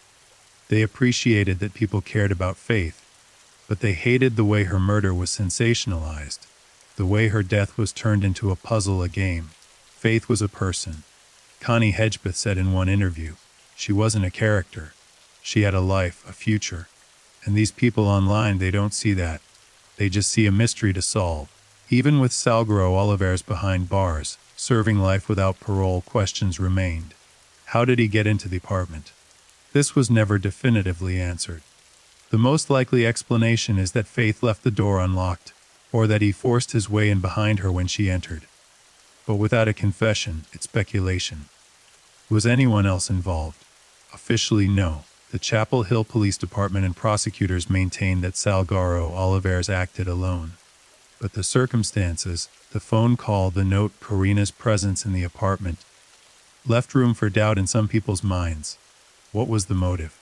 Was it a random attack, a crime of opportunity, or did Salguero Olivares specifically target Faith for some unknown reason? Without a confession, we'll never know. Why did he plead guilty? Was it genuine remorse, a desire to spare Faith's family a trial, or was there something he didn't want to come out in court? Again, we'll never know. Miguel Enrique Salguero Olivares was transferred to a maximum security prison in North Carolina. He will spend the rest of his life behind bars. He has not given any interviews. He has not made any public statements beyond his guilty plea. He exists now in a small cell, cut off from the world, a man who destroyed a young woman's life and ruined his own in the process. Faith's family takes some comfort in knowing he will never be free. But comfort is a weak word for what they feel. Justice is not the same as healing. In the years since her death, Faith Hedgepeth has become more than a victim. She has become a symbol of the dangers young women face, a symbol of the resilience of families who refuse to give up, a symbol of the power of forensic science and determination in solving cold cases. The Faith Hedgepeth Memorial Scholarship continues to support students pursuing careers in medicine and public health, fields Faith dreamed of entering. Her name is spoken at vigils for missing and murdered Indigenous women, a reminder that Native American victims deserve justice and attention. Her case is studied in criminal justice classes, used as an example of how DNA technology and genetic genealogy can crack cases that once seemed unsolvable. But for those who knew her, her mother, her family, her friends, Faith is not a symbol. She's the girl who wanted to be a doctor, the girl who loved science, the girl who called her mom every week, the girl who laughed and dreamed and lived, until someone took that away from her. Faith Hedgepeth was 19 years old when she died. If she had lived, she would be 31 now. She might have graduated from medical school. She might have opened a pediatric practice in an underserved community. She might have gotten married, had children, changed lives. Instead, she's a name on a headstone, a face in photographs, a memory that grows more distant with each passing year. Her mother, Connie, is now in her 60s. She has spent more than a decade grieving, fighting, waiting. The weight of that grief has aged her, changed her. I'll never get over losing Faith, Connie said in a recent interview. You don't get over something like this. You just learn to carry it. The ripple effects of Faith's murder spread far beyond her immediate family. Her friends from UNC, many of whom have gone on to build careers and families, still think of her. They wonder what she would be doing now. They feel guilty for moving forward with their lives when Faith's was cut short. The Haliwa Saponi tribe lost a bright young member, someone who could have been a leader, a healer, a bridge between generations. The Chapel Hill community lost its sense of safety. Even now, 12 years later, parents worry when their college-age children move into off-campus apartments. Students double-check their locks at night. One act of violence, one terrible night changed so many lives. Reflecting on the system, Faith's case also highlighted both the strengths and weaknesses of the criminal justice system. On one hand, the system worked. DNA evidence was collected and preserved. Investigators never gave up. Advances in technology, specifically genetic genealogy, eventually led to an arrest. A guilty plea was obtained. The killer was sentenced to life in prison. On the other hand, it took 12 years of waiting, of uncertainty, of pain for Faith's family. Why so long? Part of it was the nature of DNA databases. Salguero Olivares had no prior record serious enough to require a DNA sample, so his DNA wasn't in the system. Without that match, traditional investigative methods struggled. Part of it was resources. Cold cases often get pushed aside when new cases come in. Detectives are stretched thin. Budgets are limited. Part of it was technology. Genetic genealogy techniques that are common now were experimental in 2012. It took years for the science to advance and for law enforcement to start using it. But Faith's family shouldn't have had to wait 12 years for justice. No family should. The question of closure. People often talk about closure after a criminal case is resolved. No, the family can have closure. This brings closure to a tragic chapter. But Connie Hedgepeth rejects that word. There's no such thing as closure when you lose a child, she said. People think an arrest or a conviction will make the pain go away. It doesn't. Faith is still gone. I still miss her every single day. Justice is important. Accountability is important. But it doesn't bring her back. What the guilty plea did bring was an end to the uncertainty, an end to the wondering, an end to the fear that the killer might never be caught, and that, if not closure, was something. Even after Miguel Enrique Salguero, Olivares pleaded guilty and was sentenced to life in prison, investigators and journalists continued to examine the case, looking for answers to the questions that still lingered. What emerged was a more complete, though still imperfect, picture of what happened on that terrible night in September 2012. The forensic timeline reconstructed, using all available evidence, DNA, blood spatter analysis, phone records, surveillance footage, and witness statements, investigators were able to piece together a probable timeline of Faith's final hours. Faith Hedgepeth and Karina Rosario arrive at the Thrill nightclub on Rosemary Street. Surveillance footage shows them entering together, laughing, in good spirits. They're dressed for a night out, Faith in a light, colored shirt and jeans, Karina in a dress. Inside the club, the music is pounding. Bodies move on the dance floor, lights flash. It's a typical college Friday night. Faith and Karina dance together. They get drinks. They socialize with other students. At some point during the night, investigators were never able to pinpoint exactly when. Miguel Enrique Salguero, Olivares, was also present in the area, possibly inside the Thrill itself, possibly just outside on the street. Did he see Faith there? Did he watch her? Did he follow her movements? Or was his presence purely coincidental? Surveillance footage from the club was reviewed extensively, but the angles were poor and the crowd was thick. Salguero Olivares was never definitively identified in the footage, but that doesn't mean he wasn't there. 1:23 a.m. Faith makes a phone call to a male friend, asking for a ride home.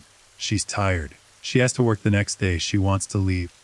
1:48 a.m. Faith texts Karina, "Can we leave soon?" Karina doesn't respond. She's having fun. She wants to stay longer. 20 a.m. Faith tells Karina she's going to leave without her. Karina says she'll stay, that she'll get a ride home with someone else. Faith leaves the Thrill alone. She walks out onto Rosemary Street. The night air is cool. Other students are milling about, some heading home, others heading to different bars. Faith pulls out her phone, trying to arrange a ride. 20:06 a.m. Surveillance footage from a nearby ATM captures Faith getting into a car. The driver is a male friend from UNC, someone Faith knows and trusts. He later told investigators he gave Faith a ride because she called him and said she needed to get home. The drive takes about 10 minutes. 20:15. Faith arrives at the Hawthorne at the View apartment complex. Her friend drops her off at the entrance. He watches to make she gets inside safely. Faith waves goodbye. She walks toward her building. The friend drives away. Faith is alone. This is where the timeline becomes murky, where speculation begins to overtake certainty. Faith would have climbed the stairs to her second-floor apartment. She would have unlocked the door, the main door to the apartment, and stepped inside. The apartment was dark, empty. Karina was still at the club. Faith locked the door behind her. Or did she? Investigators believe this is the critical moment. Either Faith forgot to lock the door, left it unlocked intentionally thinking Karina would be home soon, or she locked it and later opened it for someone. For the next hour and 25 minutes, Faith was alone in the apartment. What did she do during this time? Investigators believe she went to her bedroom. She may have changed her clothes, or started to. She may have gotten ready for bed. She may have lain down, scrolled through her phone, sent a few texts.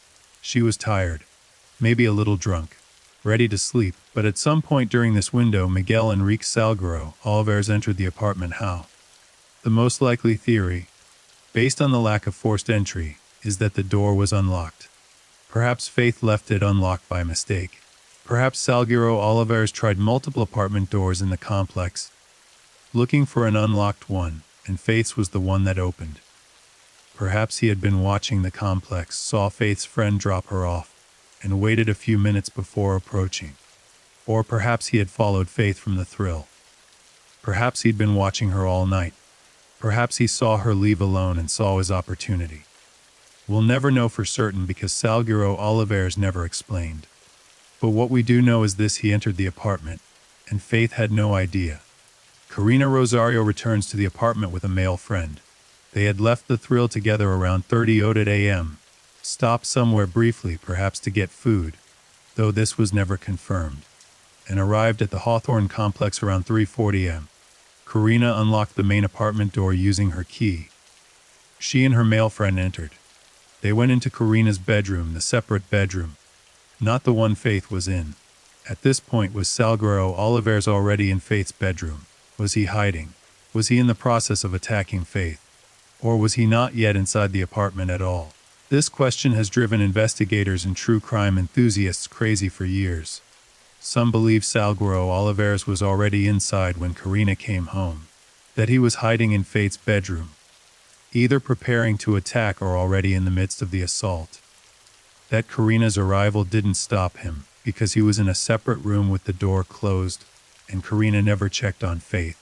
Others believe Salguero Olivares entered after Karina came home, that he waited until he heard Karina and her friend go into the other bedroom, then slipped into the apartment through the unlocked main door. The truth is impossible to know with certainty. But the timing of the attack, based on forensic evidence and the medical examiner's estimated time of death, suggests it occurred between 3:40 a.m. and 3:00 a.m., which means it happened while Karina was in the apartment. Karina and her male friend are in Karina's bedroom. They talk, they hang out. The exact nature of what they did remains private, but both later told investigators they didn't hear anything unusual. No screaming, no crashing, no sounds of struggle. The male friend leaves around 40:30 am. He walks out of the apartment, down the stairs, and drives away. He saw nothing, heard nothing. Somewhere in this window, Miguel Enrique Salguero Olivares attacked Faith Hedgebeth. He entered her bedroom. Perhaps she was asleep. Perhaps she was awake but not alarmed initially. Maybe she thought it was Karina checking on her. But then she realized something was wrong. She tried to fight back. Defensive wounds on her hands and arms showed she raised her arms to protect herself. She tried to block the blows. She tried to push him away. But Salguero Olivares was stronger. He overpowered her. He sexually assaulted her. The exact sequence of events, whether the assault came before the beating or during, is not public out of respect for Faith and her family. Then he picked up the empty Bacardi rum bottle. Perhaps it had been sitting on a desk or dresser. Perhaps he had been drinking from it earlier, and he used it as a Faith in the head once, twice, again and again. The bottle shattered against her skull. Glass fragments embedded in her scalp. Blood sprayed across the walls, the bed, the floor. Faith's skull fractured, her brain hemorrhaged. She would have lost consciousness quickly. The pain would have been excruciating but brief. Within minutes, she was dead. Someone picked up Faith's phone and called Karina's number. The call lasted 1 minute and 23 seconds. Karina later said she didn't answer because her phone was on silent and she was asleep. But who made the call? The most chilling theory is that Salguero Olivares made it. That after killing Faith, he picked up her phone and called Karina to see if she would answer, to gauge whether she was awake, to determine if he needed to worry about her walking in on him. When Karina didn't answer, he knew he was safe. He could take his time, he could stage the scene. Or perhaps the call was accidental. Perhaps in the chaos of the attack, Faith's phone was activated, the last number was redialed. Or perhaps, and this is the theory that haunts Faith's family, perhaps Faith made the call herself. Perhaps in her final moments, she managed to reach her phone, tried to call for help, but couldn't speak, couldn't scream, couldn't do anything but hold the phone as her life slipped away. We'll never know which theory is true. After Faith was dead, Salguero Olivares did something strange. He took a pen, Faith's pen, and a white paper bag from the Time Out restaurant.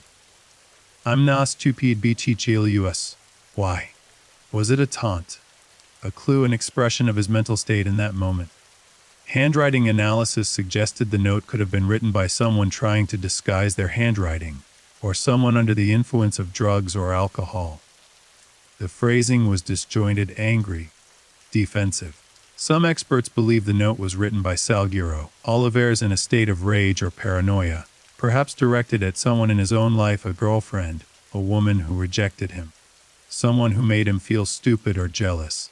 Others believe the note was written earlier in the day by someone else entirely, perhaps by Faith or Karina during an argument, and just happened to be in the apartment when the murder occurred. But Salguero Olivares' DNA was on the pen, which strongly suggests he wrote it. After writing the note, Salguero Olivares left. He walked out of the apartment, down the stairs into the early morning darkness. He left behind a broken bottle, a bloody crime scene, a murdered young woman. He left behind DNA fingerprints, evidence that would eventually lead to his arrest. But in that moment, he thought he'd gotten away with it. Karina slept. She later said she woke up around moved around the apartment, made plans for the day. But she didn't check on Faith, not until 11:00 a.m., when she finally opened the door to Faith's bedroom and found her friend's body on the floor surrounded by blood. Why didn't Karina hear anything? This question has haunted the investigation from the beginning. How could Karina not hear the attack? Faith would have screamed. There would have been crashing, breaking glass, heavy impacts. Karina's explanation that she was drunk, tired, had music playing seems weak, but let's examine it more carefully. The apartment had 2 separate bedrooms, divided by a living area and a bathroom. The walls were standard apartment construction, not soundproof, but thick enough to muffle noise.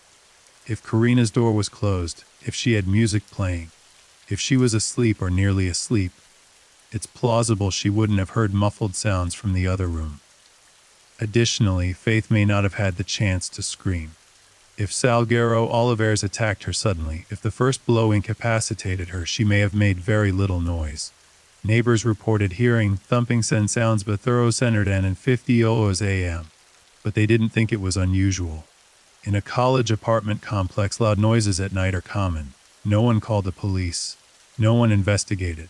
So while it seems impossible that Karina didn't hear anything, it's not actually impossible, just improbable. And improbable things happen. Was Karina involved? This is the question that refuses to die. Despite the guilty plea, despite the DNA evidence, despite the lack of any concrete proof connecting Karina to the crime, people still wonder, was Karina involved? Let's examine the evidence objectively. Evidence suggesting Karina was involved. She was in the apartment when Faith was killed, yet claimed she heard nothing. Her timeline of events had inconsistencies, particularly regarding when she arrived home and what she did. The phone call at 40:42 a.m. from Faith's phone to Karina's phone is unexplained. The handwritten note appeared to be written in a feminine style, though this is disputed. There were rumors of tension between Faith and Karina in the weeks before the murder. Karina moved out of Chapel Hill quickly after the murder and has avoided public discussion of the case. Evidence suggesting Karina was not involved. Her DNA was not found mixed with the crime scene evidence in a way that suggested involvement in the murder. No physical evidence ties her to the actual killing. No motive has ever been established. Jealousy over a boy or academic success is not a motive for murder, especially such a brutal murder. Multiple witnesses confirmed her whereabouts at the Thrill and her arrival time at the apartment. The male friend who came home with her corroborated her story. Salguero Olivares pleaded guilty and did not implicate anyone else. Investigators thoroughly examined Karina and found no evidence of conspiracy or involvement. The conclusion most investigators reached is that Karina was not involved in Faith's murder. She was simply an unlucky witness who happened to be in the apartment when it occurred, who didn't hear the attack, and who has been unfairly vilified by internet speculation. But the court of public opinion has been less forgiving. The DNA evidence in this case was both the key to solving it and a source of frustration for years. Multiple DNA profiles were found at the crime scene. Profile 1 Teen Faith Hedgepeth's DNA found throughout the apartment on body on her clothing expected. Profile 20 Karina Rosario's DNA found throughout the apartment in common areas in her own bedroom. Expected as she lived there. Profile 3 The male friend who came home with Karina. His DNA was found in Karina's bedroom and in common areas. Expected as he'd been in the apartment that night. Profile 4 Miguel Enrique Salguero Olivares' DNA. Found in semen collected from Faith's body, on the Bacardi rum bottle, on the pen used to write the note, and in touch DNA on the apartment door handle. This was the profile that didn't match anyone in the database for 9 years. When genetic genealogy techniques finally identified Salguero Olivares, investigators obtained a direct DNA sample and confirmed the match with 99% certainty. The DNA evidence was definitive, so Olivares had been in the apartment. He had assaulted Faith. He had touched the murder weapon. His DNA told the story his mouth refused to. The technique that finally cracked the Faith case deserves closer examination, because it represents a revolution in criminal justice.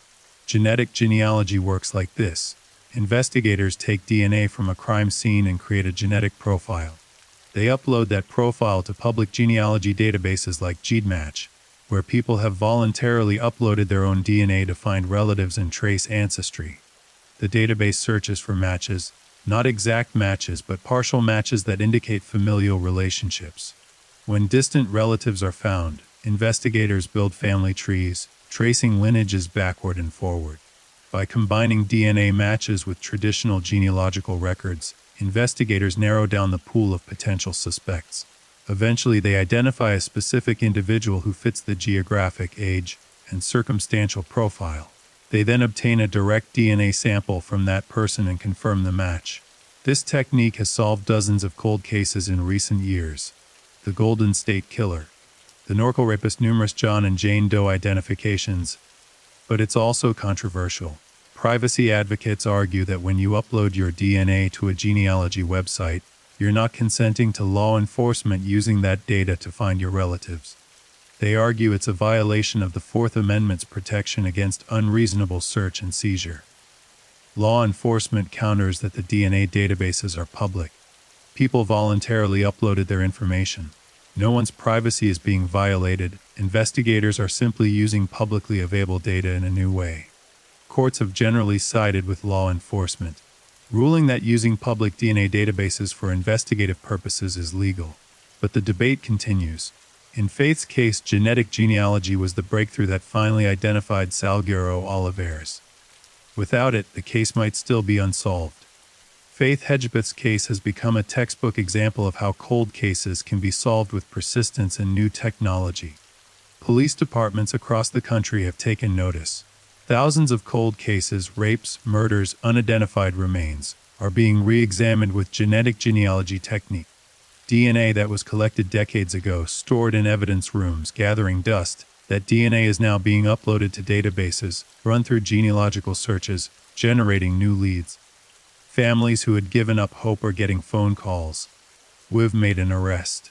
Victims who thought their attackers would never be caught are seeing justice, finally. But this also raises difficult questions.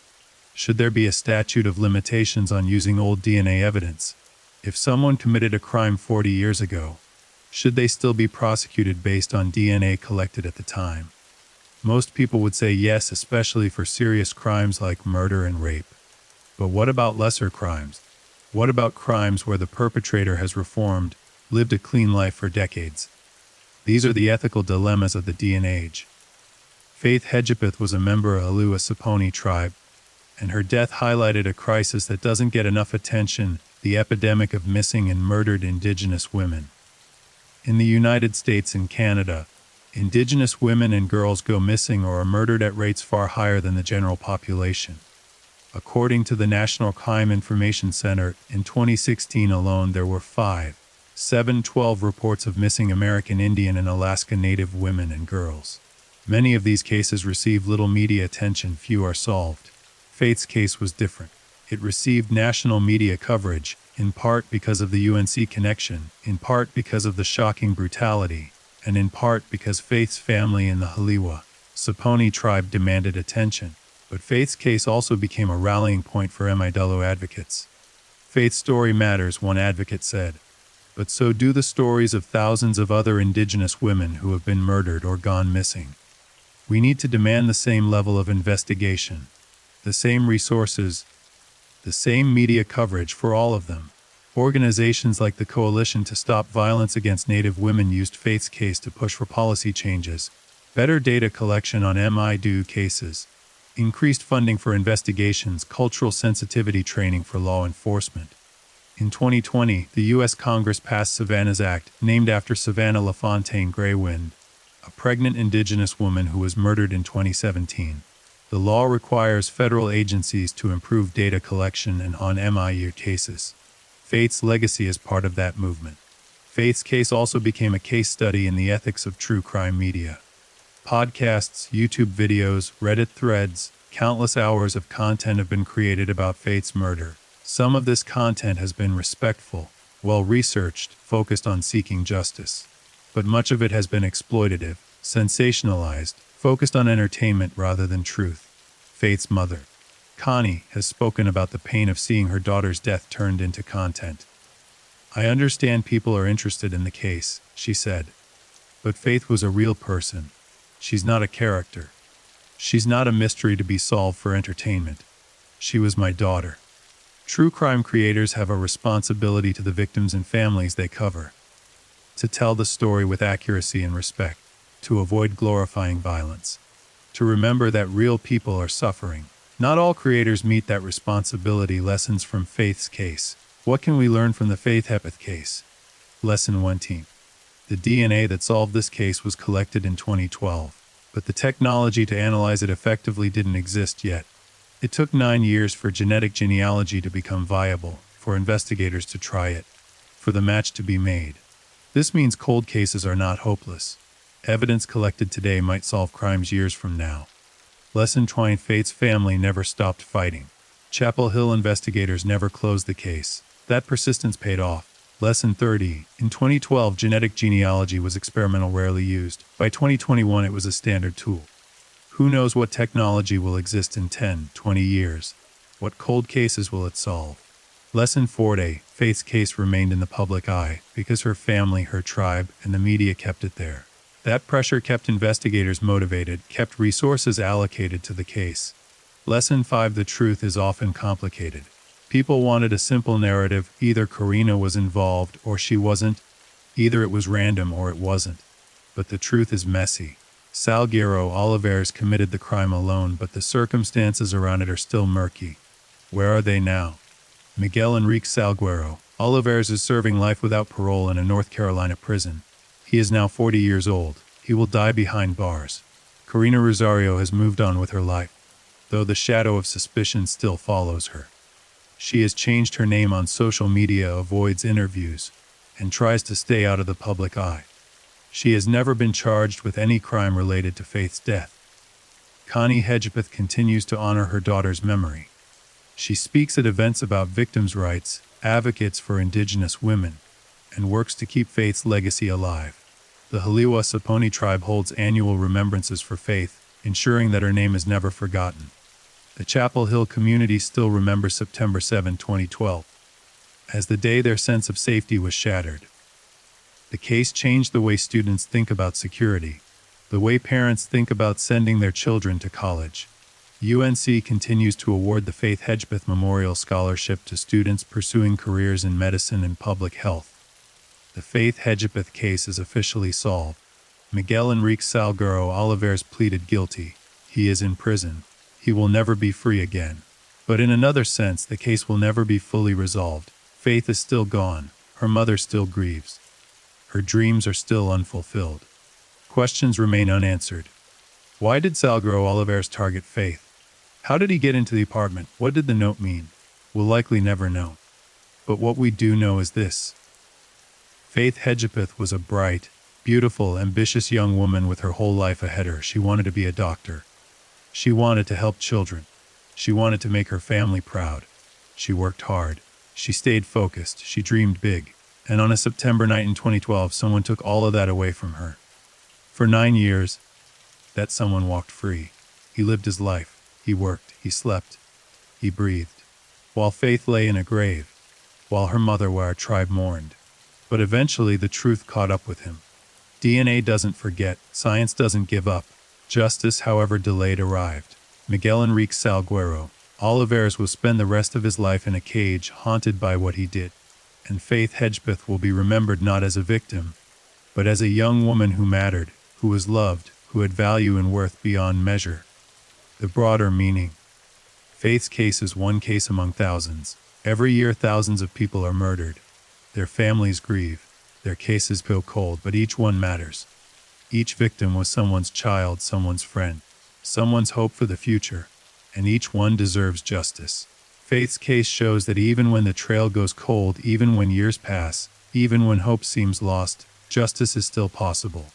It takes persistence, it takes resources, it takes new technology and old-fashioned detective work. But it's possible. For every family waiting for answers, Faith's case offers a sliver of hope. For every cold case detective, it offers inspiration to keep going. For every victim, it offers the promise that they will not be forgotten. A final thought on evil. What kind of person murders a 19-year-old girl?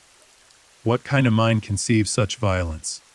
What kind of heart remains unmoved by a young woman's pleas for mercy? These are questions we ask every time a case like this occurs. We search for answers. We try to understand. We look for explanations: childhood trauma, mental illness, substance abuse, sociopathy. And sometimes we find those explanations. Sometimes the killer's background reveals patterns of abuse, warning signs that were missed. But sometimes there is no satisfying explanation. Sometimes, evil is just evil. Miguel Enrique Salguero Olivares has never explained himself. He never told investigators why he did it. He never expressed remorse, never apologized, never asked for forgiveness. He simply said guilty and accepted his fate. Perhaps he can't explain it even to himself. Perhaps he doesn't remember. Perhaps he doesn't care. Or perhaps the truth is too dark, too shameful, too horrifying to speak aloud. Whatever the reason, we're left with silence. And in that silence, we're forced to confront a terrible truth. Sometimes there is no why. Sometimes, bad things happen to good people for no reason. Sometimes, a young woman walks home alone, and a monster is waiting. And there's nothing that could have been done to prevent it. No warning sign that could have been heeded. No different choice that would have saved her. That's the hardest truth to accept. Because if Faith couldn't be saved, Faith, who was smart and careful and loved, then none of us are truly safe. We can lock our doors. We can walk in groups. We can be vigilant. But we can't eliminate risk entirely. And that's terrifying. Thank you for listening to Faith Hedgepeth's story. This case took 12 years to solve. 12 years of investigation, heartbreak, persistence, and finally justice. Faith was a daughter, a student, a dreamer. She was a member of the Haliwa Saponi tribe. She wanted to be a pediatrician. She wanted to help children in underserved communities. She was only 19 years old when her life was stolen from her. But her memory lives on, in the scholarship that bears her name, in the tribal ceremonies that honor her, in her mother's tireless advocacy, in the cold cases that have been solved using the same DNA techniques that caught her killer. Faith Hedgepeth mattered. She still matters. And she will never be forgotten. To Faith's family, Connie, and all who loved her, we hope that this small measure of justice brings some peace, however incomplete. To those of you listening while falling asleep, remember Faith's story. Remember that behind every true crime case is a real person, a real family, real grief. And if you have information about any unsolved crime, any case where someone is waiting for answers, please come forward. You could be the one who brings a family the closure they desperately need. If you found this case meaningful, please leave a comment sharing where you're watching from. And don't forget to like and subscribe to this channel. Good night and stay safe.